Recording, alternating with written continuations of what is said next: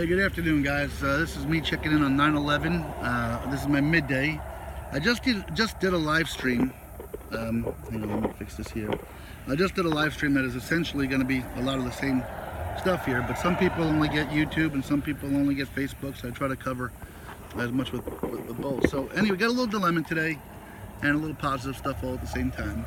I am sitting in front of at the edge of the Walmart parking lot in Chandler, Oklahoma, and I'll tell you how I got here. But before I do that, I want to give props to Carrie in Pittsburgh, who was our first pro football pick'em winner this week. She beat 5 of us by 1 game. So well done, Carrie. If you could send me or text me or email me your shirt size and your address, we will mail you out a shirt for your victory. Thank you for doing that. Today, so Scott Redding is one of my more instrumental and friends that have been on this journey, purchased me a kind of a dolly on wheels, so to speak, that kind of has like a suitcase on it, knowing that I'm going to be going through the desert and can't carry gallons of water with me and my backpack and everything else. So he ordered it online to pick up at the Chandler, Oklahoma Walmart. So that's where my first stop of the day was. And it's about 12 miles from the hotel, and I made good time.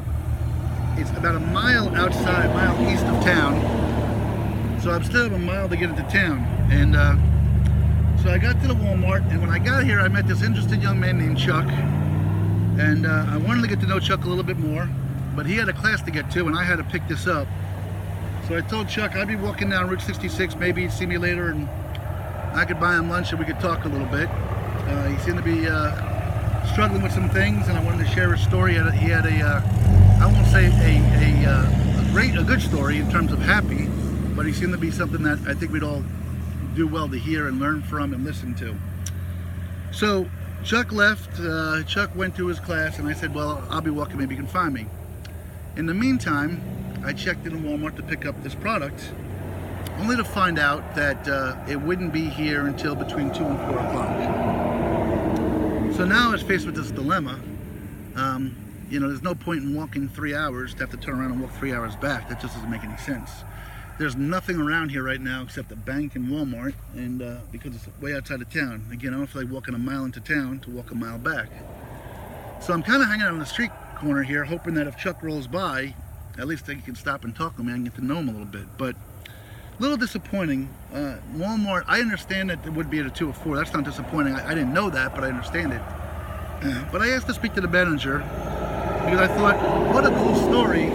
So many times, especially in the retail world and the corporate world, you know, we can't is all you ever hear. What people can't do. Well, so the first thing I asked him was, is there a way to take this product and ship it to a store down the highway that I'm going to be passing the next day or two? And of course, their answer was, well, we used to be able to do that, but we don't anymore. So that's out. Then I asked to speak to the manager, and I had a really cool idea. I said, how cool would it be? I know this is not the normal practice or procedure, but how cool would it be if in this one-off, you understood my circumstances, you let me walk down the highway, the product's already paid for, I've got you my ID, so you've already seen my ID, that is who I am. You can't miss the guy with the backpack and the bright yellow-green shirt walking down the highway. I said, certainly you have some employee, the most I'm going to walk in 3 hours is 10 miles. Certainly you got some employee that is going to be heading west home from their shift that lives 10 miles from here. So I wouldn't mind rolling up on me on the side of the highway and giving me my bag, letting me get a head start. And what a cool story that would be. What a cool, what we can do for you that would be. And I was going to make it part of the story in the book and put it on Walmart's webpage and extol all of these folks for, you know, finally somebody stepping up and thinking outside the box to satisfy a customer in a way that's not quite in the norm and by procedure. And I spoke to the assistant manager, the store manager's off this week, and she ironically was, you know, hey, I think we could do that. That's probably a pretty good idea. That sounds like it's doable. Let me see if we can find somebody that kind of goes out that way. So I was pretty excited by that. I know it's not something they would normally do, but you know what? How great an idea, how great it would be to satisfy a customer and go a little bit over and above to do so.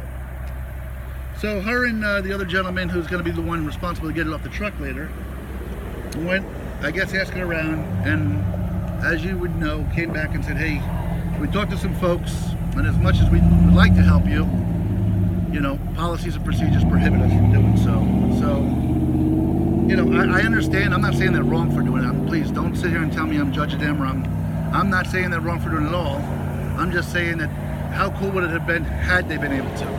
Had they been able to overlook their policy and procedure this one time to take care of a guy that's walking across the country to spread this wonderful message about pointing the thumb, and instead of saying we can't do it, said, hey, look, you know what, we normally wouldn't, but we're going to do it this one time.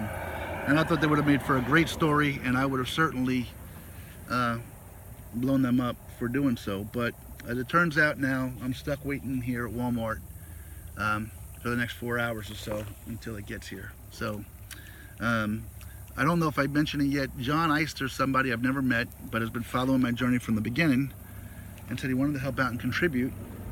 And he went back to Greg Baum at the Flying Feet in York, PA, and he purchased me a pair of the shoes that I wear.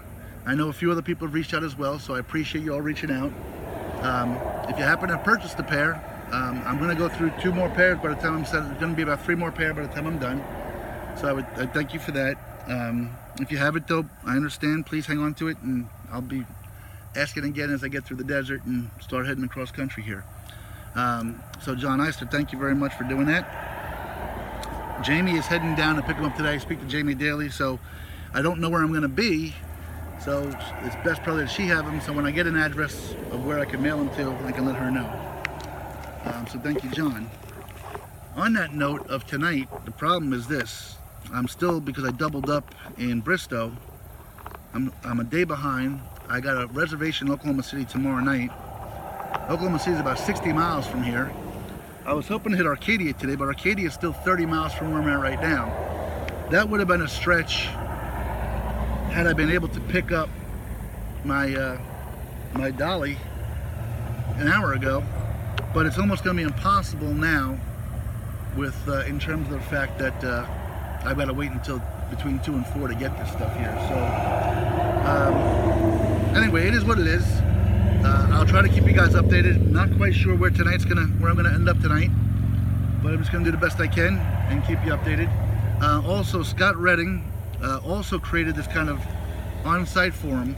Him and Jim and Steve and a few other people have been carrying the torch for me in terms of trying to let media know that I'm coming through town and what a good story it would be.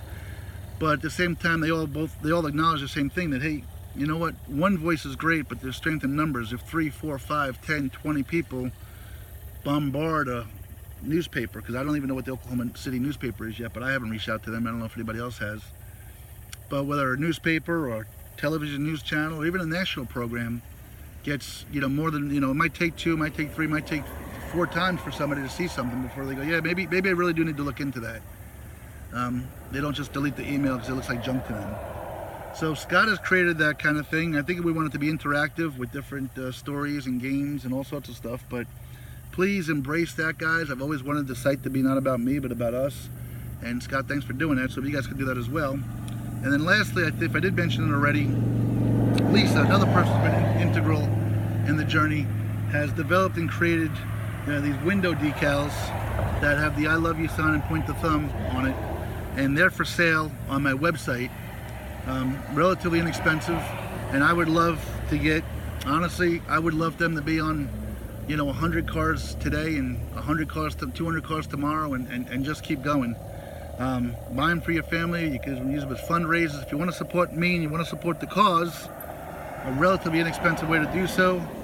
And how cool would it be if you roll up to any town USA and you get to a traffic light and a car in front of you is telling you they love you and asking you to point the thumb, or reminding you to point the thumb.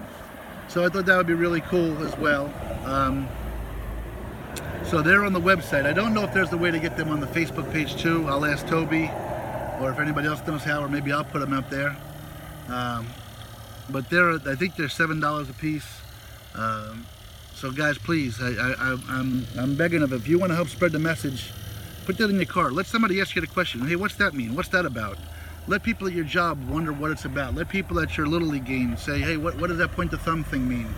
You know, ask the question. So, or let them ask the question. And the only way they're going to ask is if you guys get these, purchase them, put them in your cars, and go from there. So I hope you guys will do that as well. So thank you all for following. I wish Walmart here in Chandler, I understand they're playing by the rules, and I get it. They didn't make the rules, they just got to play by them. But how cool would it have been if they could have kind of bent the rule a little bit, maybe even broken it a tad, to let me get on down the highway. Don't know where I'm going to be tonight. I'm hoping I see Chuck because I want to share his story. And other than that, I'm just killing time here, enjoying a rarity in Oklahoma since I've been here. That up there, even those clouds, there's sunshine coming through. Look at that. You see sun on my face? That's sun, which sun hasn't hit this face in at least 6 days here in Oklahoma. So anyway, I love you guys. I'm not quite sure how I'm going to make it into Oklahoma City tomorrow. Don't know where I'm going to end up tonight. Just got to keep plugging away and make it happen. So thank you all for following. Love you, and have a great day, guys.